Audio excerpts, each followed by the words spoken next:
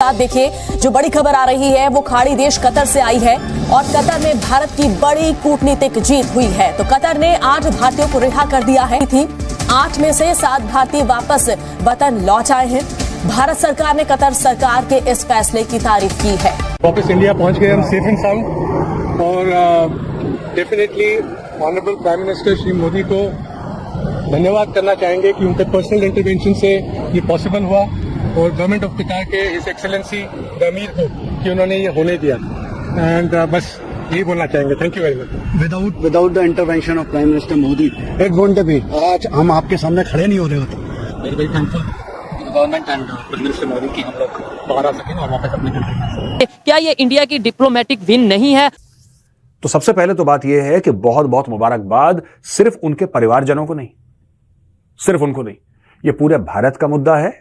पूरे भारत को बहुत बहुत शुभकामनाएं। बहुत अच्छा काम हुआ, इसीलिए शुरू से मैं मुस्कुरा रहा हूं। मुझे बहुत अच्छा लग रहा है। I am so happy. India की प्रेजेंस मिडिल ईस्ट में बहुत तेजी से ग्रो कर रही है और यही कहा जा रहा है that the relationship is reaching to the new Heights.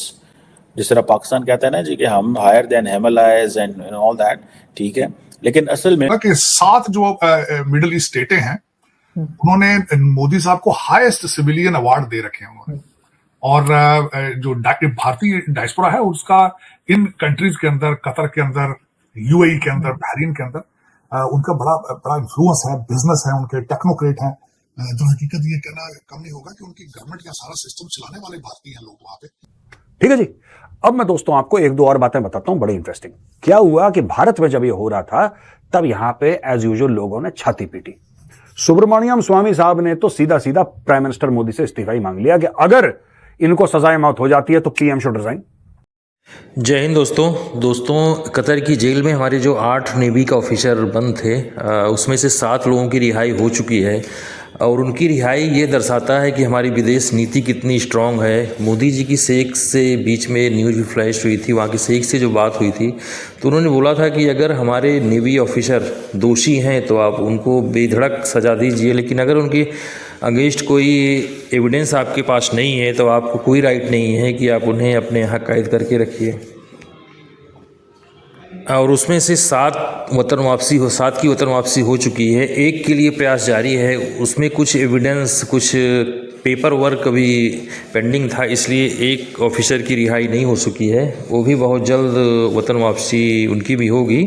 तो आइए देखते हैं इस पर हमारे पाकिस्तान मीडिया का क्या रिएक्शन होता है, हमारी पाकिस्तान मीडिया कितनी छाती पीट रही है अपनी। आइए देखते हैं वीडियो में आगे। कतर ने 7 भारतीयों को रिहा कर दिया है। 7 ही अब से थोड़ी ही देर पहले दिल्ली में पहुंच गए हैं।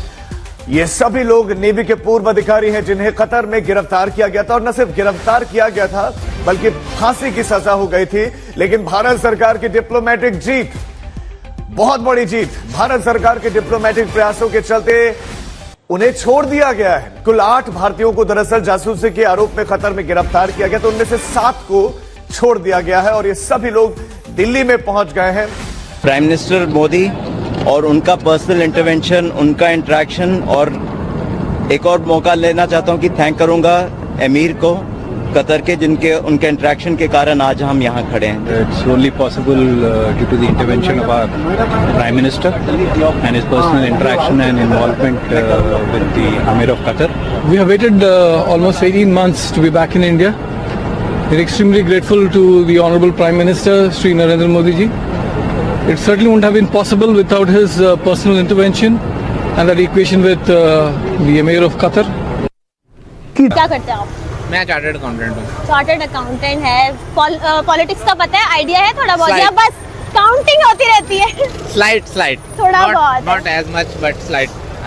पैसे गिनने से फुर्सत नहीं मिलती है ना? नहीं ऐसी बात नहीं है कि पैसे मतलब कि पॉलिटिक्स आजकल आपके सामने जो हो रहा है कि इसमें क्या इंटरेस्ट है। इंटरनेशनल पॉलिटिक्स, जियो पॉलिटिक्स तो बहुत अच्छी चल रही है आजकल दुनिया की, अगर हम देखें। जी अच्छा, बहुत बड़ा एक यानी कि खबर आई है कि कतर में 8 फॉर्मर नेवी ऑफिशियल्स थे इंडिया के, जिनको ना डेथ सेंटेंस मिली थी कुछ वजूहात की वजह से अक्टूबर में। कल ही वो डेथ सेंटेंस रिवर्स हो गई है। कितनी बड़ी डिप्लोमेटिक विन है इंडिया के लिए? आई थिंक बहुत बड़ा डिप्लोमेटिक विन है कि एक इस्लामिक कंट्री में उनको डेथ सेंटेंस मिल गया और उनको रिवर्स करवाना। और Qatar is not a small state, it's very influential country. तो मैं कहूँगा बहुत बड़ा डिप्लोमेटिक विन है इंडिया का। और हमें भी अपने देखना चाहिए और कि हमें लोन नहीं मिल रहे और उनको स्पाइस आपको भी और लोन चाहिए? चार्टर्ड अकाउंटेंट होके भी आपको लोन चाहिए? नहीं, मतलब कि हमें हमारे जो कंट्रीज हैं, हमारे जो एलाइज हैं, हमारे कतर इज आवर एलाई, मतलब इस्लामिक कंट्री है, तो हमारी कोई इतनी सपोर्ट नहीं, लेकिन इंडिया का वो आउट ऑफ द वे जाके उनके स्पाइस पकड़े गए हैं जो उनके कंट्री के एंटी काम कर रहे हैं, उनको उन्होंने। बट ये चीज प्रूफ नहीं हुई ना, प्रूफ नहीं हुई कि वो, मतलब प्रूफ कहाँ होता है स्पाइस वगैरह का? डिप्लोमेटिक रिलेशंस किसी भी मुल्क के लिए कितने जरूरी है? आजकल की दुनिया में आप देख लें, this is the hybrid war, जिसमें डिप्लोमेटिकली एक दूसरे के साथ अच्छे रिलेशंस के साथ ही आपने बेनिफिट्स को दूसरों के साथ लेकिन एक बड़ी पाकिस्तानियों से मैंने बात की तो पाकिस्तानियों का एक पॉइंट है, भाई इंडिया पैसे वाले हैं तो बंदे भी छूटेंगे। Like diplomacy is another thing और इकोनॉमिक ग्रोथ एक अलग चीज है। ठीक है, थोड़ा सा रिलेशन है but both go side by side. मतलब कि इंडिया भी हमारे साथ साथ ही था ना। अभी ये हमारी करेंसी की डिवैल्यूएशन इतनी हुई है कि वो आगे चला गया और उन्होंने, जारी बात है, उन्होंने असेस किया अपनी चीज़ों को, ठीक किया और अच्छी तरीके से अपनी इंडस्ट्री, हम अपनी इंडस्ट्री को उस तरह से नहीं कर रहे तो जारी बात है हमें लॉस, पीछे रह गए उनसे काफ़ी। तो पाकिस्तान इतने जेलस क्यों हैं, इतनी नफरतें क्यों कर रहे हैं पाकिस्तानी? बाकी कतर भी देख लें, साथ चल रहा है। यूएई में COP28 हुआ तो वो मोदी आगे थे, सऊदीया में भी। दोनों साइड से होता है ना, दोनों साइड से होता है, उधर से भी है, इधर से भी पाकिस्तान की side. But they are making good relations with Islamic countries ना। They are making, but they will not make because their stake is with that they are making good relations with those Islamic countries जो पहले से बहुत stable हैं। जबकि हमारा unfortunately नहीं stable है, तो हमारा उनके साथ इंटरेस्ट नहीं लॉक करता। तो ट्रेडिंग जब हो रही थी तो ट्रेडिंग किसने रोकी थी, आपको आइडिया है? ट्रेडिंग मेरे ख्याल से इमाम। दोस्तों, मीटिंग हो गई मोदी जी के साथ COP28 जो दुबई में हुआ था दिसंबर में। उसमें मीटिंग हो गई मोदी जी के साथ और मोदी जी ने शेख को बोल दिया कि शेख इधर तो देख, हमारे 8 बंदे, तुम क्या करती वहां पे? तो शेख ने बोला मोदी जी डोंट वरी, हम उनको छोड़ती। और छोड़ती क्या, उनका मतलब छोड़ ही देती एंड में। तो सबसे पहले तो बात यह है कि बहुत बहुत मुबारकबाद सिर्फ उनके परिवारजनों को नहीं, सिर्फ उनको नहीं, यह पूरे भारत का मुद्दा है।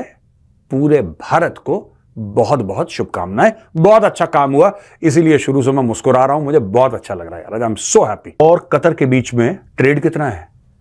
$15 अरब से ज्यादा, $15 अरब से ज्यादा का ट्रेड, जिसमें से 13.5 अरब भारत कतर को पैसे देके तेल लेता है, वहां से मोस्टली तेल लेता है।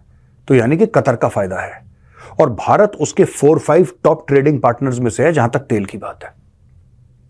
मोटा अमाउंट खर्च करता है भारत हर साल और मुझे ऐसा लगता है कि यह बहुत बड़ी चीज थी जिसकी वजह से भारत ये कर पाया। दूसरी चीज डिप्लोमेसी। तीसरी बात, भारत के सबसे रिश्ते अच्छे हैं, छोड़ के पाकिस्तान, भारत के रिश्ते सबसे अच्छे हैं। कोई ऐसा दुनिया में नहीं कहता कि भारत हमारा दुश्मन है, छोड़ के पाकिस्तान, सारे अरब कंट्रीज। अब कतर करता भी तो क्या करता, देखिए, ठीक है, हम शुक्रिया अदा करते हैं, कतर के अमीर हैं, उन्होंने बहुत अच्छा काम करा, जो हमारे जो भाई थे, बहुत बड़ी जीत है भारतीय डिप्लोमेसी के लिए। लेकिन आपको समझना पड़ेगा, ये जो पूरा मैटर है ना, ये सॉल्व भी डिप्लोमेसी से हुआ है। ये बैक एंड में किस तरीके से बातचीत करी, कौन कौन से हेड ऑफ स्टेट, अभी धीरे धीरे कहानी निकलेगी आगे, तब आपको पता लगेगा, धीरे धीरे कहानी निकलेगी कि किसने किसको फोन करा, किसने किस पे दबाव डाला, किसने किसको बोला कि भाई तुम ऐसा कर दो तो ऐसा हो जाएगा, तुम भारत के बंदों को हाथ मत लगाना वरना बहुत कलेश होने वाला है बाद में। फिर उसके बाद ट्रेड के रिश्ते, फिर पैसे की बात।